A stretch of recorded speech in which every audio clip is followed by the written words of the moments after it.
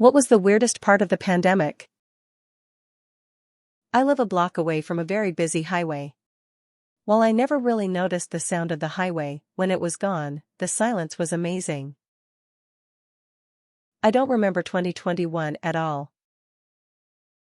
I remember some of the restaurants near me started selling groceries during lockdown. It was so weird walking past a high-end restaurant known for its oysters only to see stacks of toilet paper, 6-packs of beer, non-perishable foods, etc. in its windows. Waiting in a lineup outside of the grocery store. Everyone had to stand on a sticker to stay properly distanced from one another, and security would wait until someone left before letting another person inside. No such thing as a quick shop during those times. Any type of party on Zoom. Playing Animal Crossing for 12 hours a day. How fast time went for me. I feel like I lived in a time bubble. Went in early 2020, came out late 2022.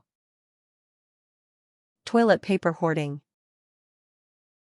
When a bunch of celebrities sang a John Lennon song, thinking it'd inspire people or some shit. Tiger King. I was so afraid of sneezing and coughing in public spaces, 'cause people normally started to give you some weird looks. All the talk about people being essential, when in reality we were just expendable. The politicization of it all. Grocery stores trying to get you to follow arrows on the floor.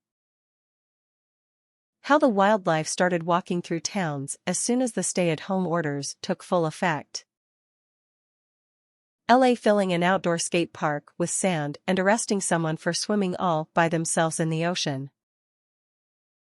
Clapping for the NHS to later get pissed off when they ask for a reasonable pay increase.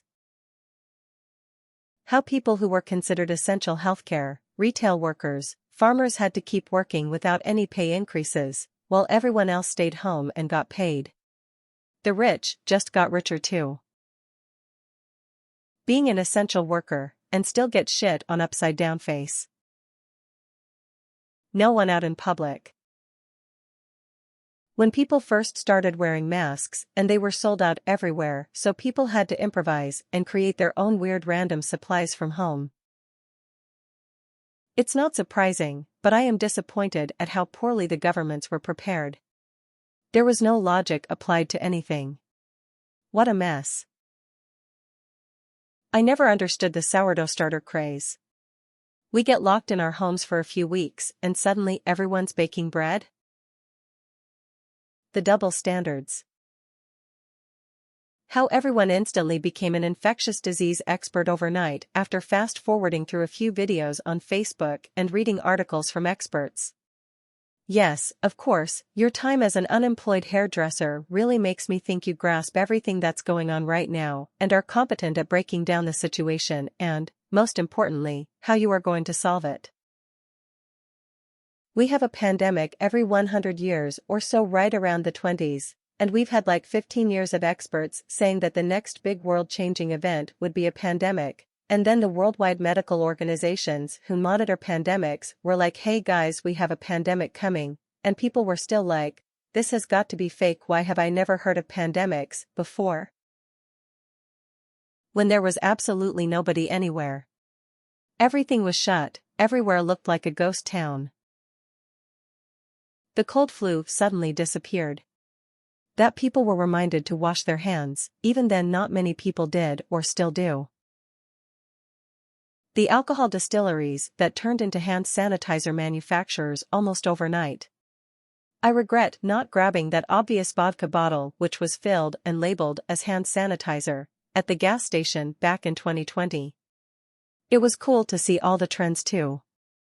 Like we all started baking bread and riding a bicycle. It was cute.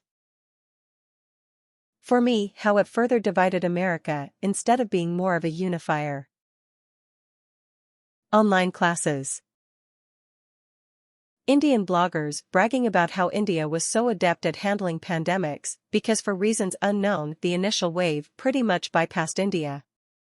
And then Delta hit. The supposedly toughest people crying about not being able to get a haircut. Right at the beginning, when everyone made the decision, watch Tiger King without consulting one another. Pretty much every commercial kept reminding us we were living in unprecedented times for a few months, and I hated it. In many states, small businesses were required to shut down for long periods of time while large corporations were allowed to stay open and reap the benefits. How eerie and quiet city streets were. Even my pups were seemingly taken back by it.